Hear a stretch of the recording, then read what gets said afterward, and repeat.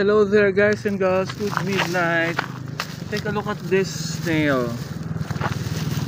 It's about going in the middle of the street. So I'm gonna save you, okay? You know what, baby snail? Do not go there. You might hit a car or any vehicle. Same as the people who are walking around. You might get cracked, okay?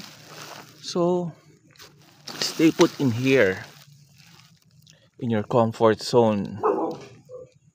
Okay? Sleep tight. Don't go anywhere else, okay? Value your life for you to celebrate Christmas and New Year. Baby snail, bye. Don't go in there.